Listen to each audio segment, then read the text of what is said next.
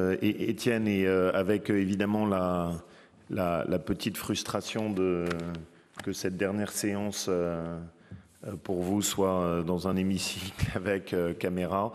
Mais bon, ça a été une fierté, on a mené ça en commun. Et je pense qu'au fond, il y a 2 temps, enfin même 3 temps qui sont importants pour nous quand on regarde dans le contexte d'aujourd'hui le travail que vous avez mené. Le premier, c'est celui que vous avez souligné. On a voulu ensemble montrer qu'il n'y avait pas de fatalité au gaspillage de l'argent public et à l'augmentation des impôts. Et on a montré qu'il y avait clairement des chemins qui étaient différents, avec des visions politiques différentes. La précédente majorité avait augmenté les impôts, augmenté la dette, diminué les investissements. Nous, on a fait un autre choix et qui a permis de montrer que c'était possible.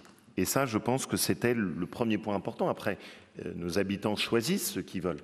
Mais ce qui est important, c'est de leur montrer qu'il y a des décisions et qu'il est possible de faire les choses et de bouger les lignes.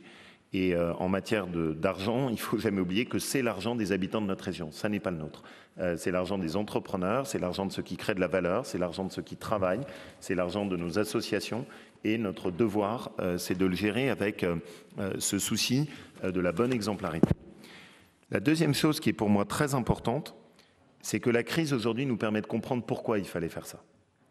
Et ça, c'est fondamental, parce qu'on pouvait avoir des débats avant consistant à dire « mais pourquoi vous faites ça ? À quoi ça sert les économies ? Ça sert à rien, etc. » Nous, notre conviction à tous les deux a toujours été qu'il y a des étés et il y a des hivers. Il y a des périodes où ça va bien et il y a des crises.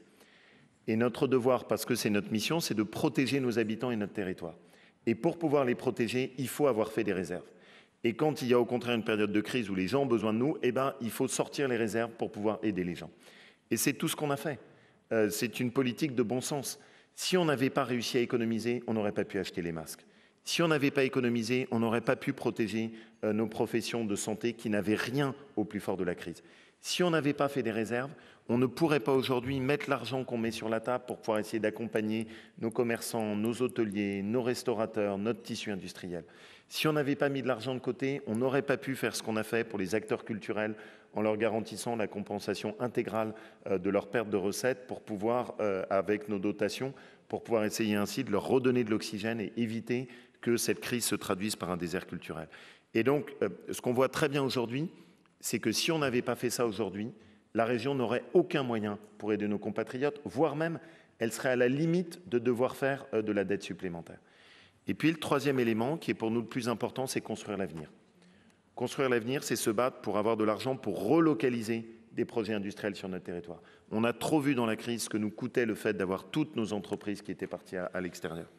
Préparer l'avenir, c'est avoir une région où on fait du développement durable, construit sur le bon sens, articulant à la fois le fait que notre région doit être exemplaire en termes d'écologie, d'environnement, mais le faire sans idéologie d'extrême gauche, avec une approche qui permet de continuer à créer de l'emploi et une dynamique sur le terrain.